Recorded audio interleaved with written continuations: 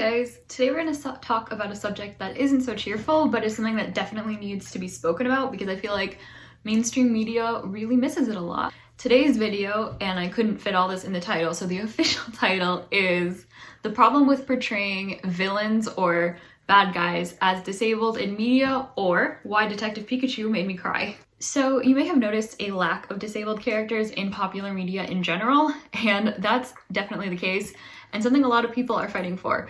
And unfortunately, when we do get disabled characters, a lot of the times the representation is pretty inaccurate or poor.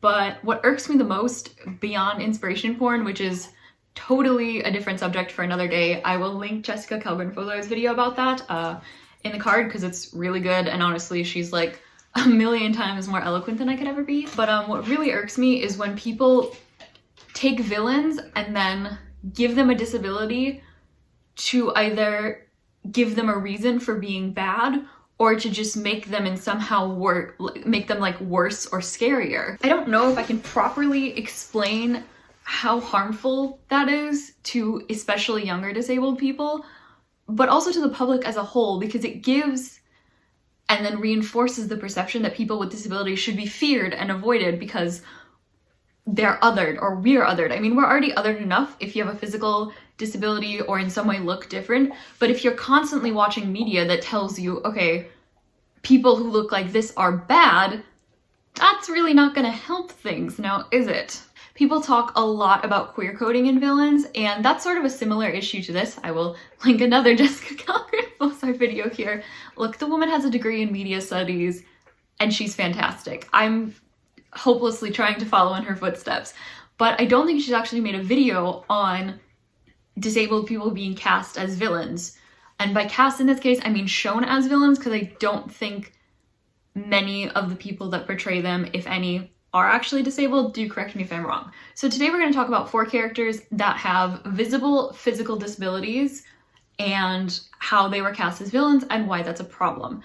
I thought about putting villains that are given some sort of mental illness or mental disability and why that's a problem, but I feel like that should be put in a separate video. So if you want to see that, let me know down below, and with any character suggestions you might have, because of course mental illness is heavily stigmatized as well in media, especially horror, and that's definitely an issue that we need to cover, but I think it's too broad to try and shove both into one presumably 10-minute long video, you know what I mean? So the first character I want to discuss is actually one that I really like and I've actually cosplayed and have brought up as being canonically disabled before.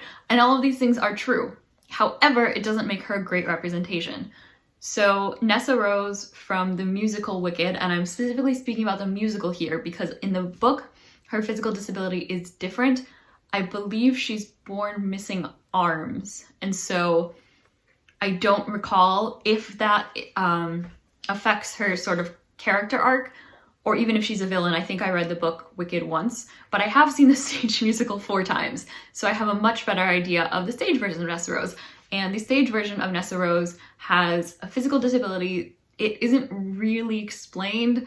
I believe the explanation is that after her older sister Elphaba, the Wicked Witch of the West, was born green, her dad had her mom take these herbs so that she wouldn't come out green, and she didn't, but this caused a birth defect. And so she has legs, but they are, as far as I'm aware, non-functioning. She's never shown not in her chair, except when Elphaba gives her the magical silver slippers. And those magical silver slippers allow her to walk. And then as the stage play goes on, she becomes more and more deranged for 2 things.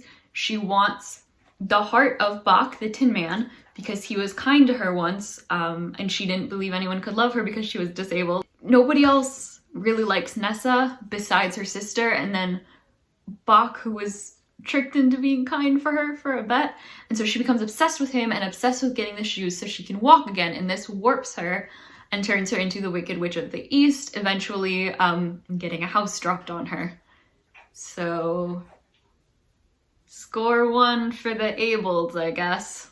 By giving Nessa Rose almost no character development besides being kind of nice but in the background as a fixture, although I believe she is the beloved daughter of her father because she's not green, and because Alphaba is a child of an affair, although that's never directly acknowledged, her dad does treat her like that. So Ness is the one that's groomed for governance, which is great. I love that they chose a disabled character to be groomed and then eventually rule as a politician. It's just that they made her an evil tyrant, you know? If I were writing Wicked, I would have Nessa Rose, if she had to be a villain, which really doesn't seem that necessary, especially since Wicked is all about making the Wicked Witch of the West not be wicked, so why not have her sister also not be wicked? I would have made her misunderstood, in that the villagers, like they do with Alphaba, assumed that she was evil because she had to use a wheelchair, but that she was actually a really good and kind person like her sister. The second example I'd like to talk about is a character that I've recently been introduced to because I've started watching She-Ra and the Princesses of Power, and oh my god, it's amazing. I love it. It's really highly praised for its queer representation, which I'm definitely seeing. There are loads of canonical queer couples throughout the series. I believe I just started the episode where they introduce a canonically non-binary character, which is also great.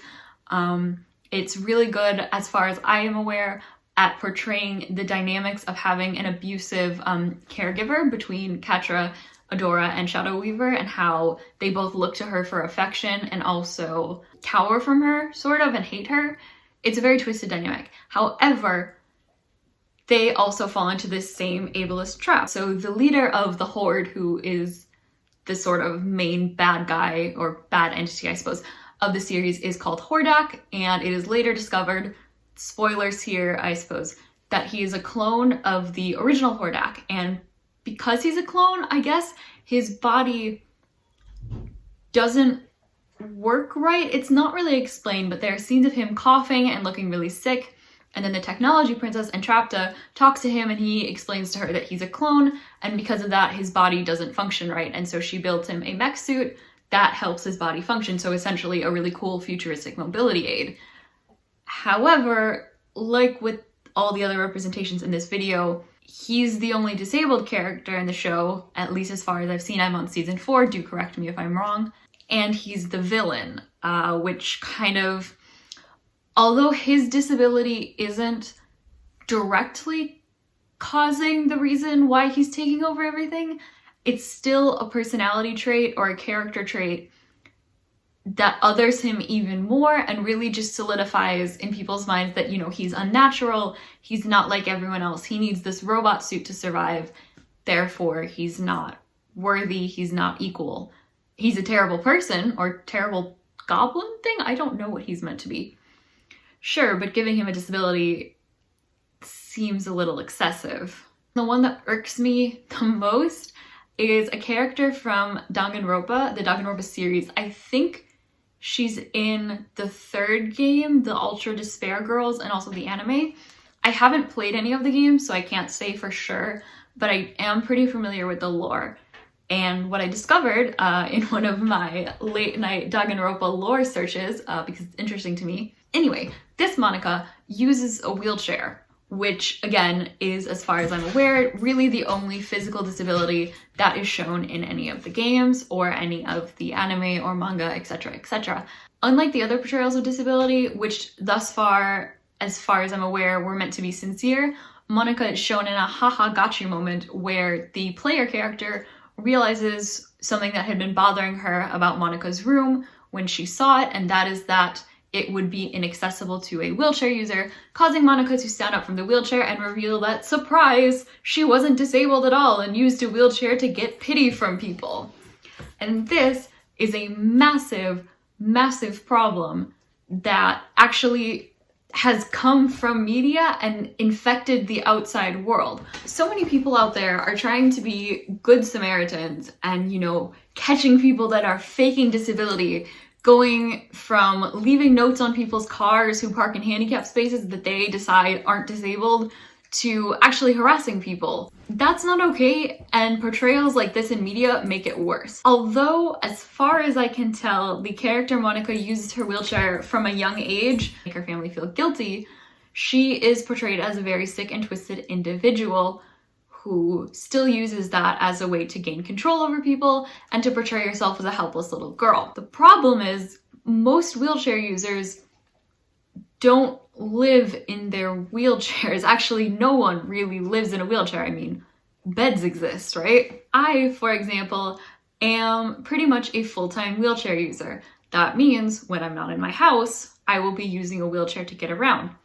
However, I'm obviously not in a wheelchair right now, and I don't use one around my house because my house has stairs, and also, it's my house. If I need to fall on the floor, I can fall on the floor to rest, you know? So by using this sort of, haha, we tricked you all, look at that, the person in the wheelchair isn't really disabled because they can stand up, really does cause the average person to then question someone who uses a wheelchair if they see them not in a wheelchair, whether that's standing up. I've gotten a lot of weird looks when I was in school, in college, standing up for my wheelchair to go to the bathroom because it was a lot easier to maneuver through the crowded hallways and cramped bathroom with my legs, even if it tired me out more than taking my wheelchair. And those were just stares. I never had anyone directly question me, but I could have, and that's a really common situation, especially because I look young.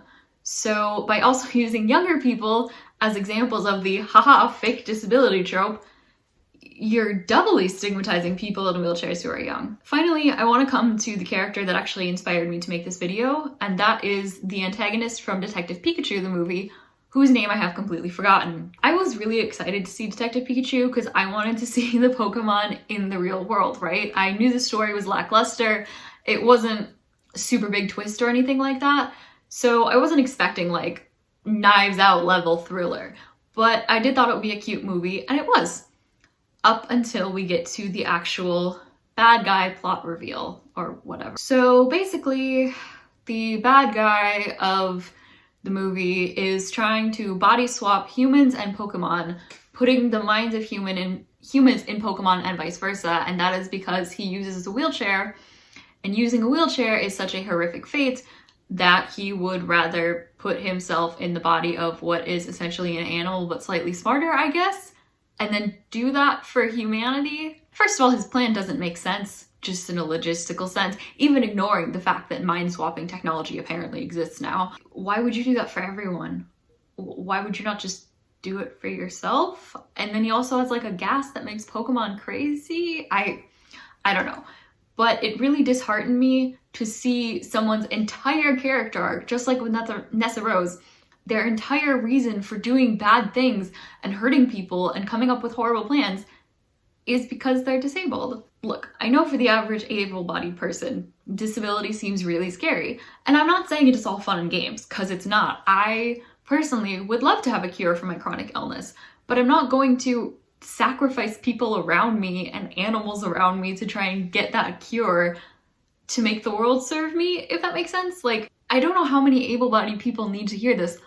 A wheelchair isn't a death sentence. That's why we hate when people say we're wheelchair bound.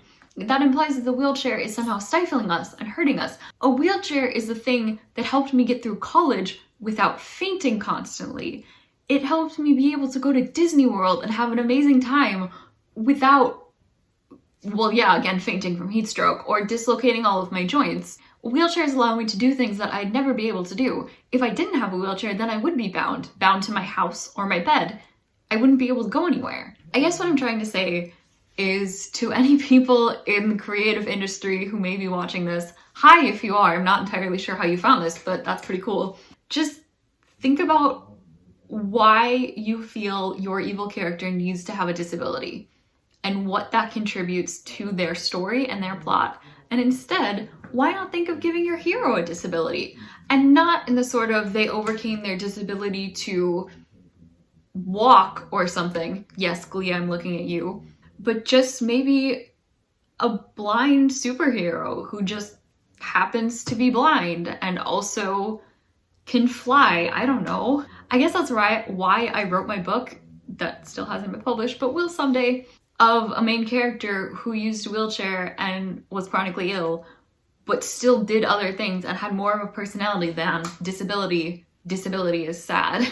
This video is much longer than I expected and it's really rambly, but I hope some of my points made sense. And I hope the next time you watch something that has a disabled person or creature, I suppose, as the bad guy, you really think about why that choice was perhaps made and if it was the right choice. And if not, what can you do to fight that stigma?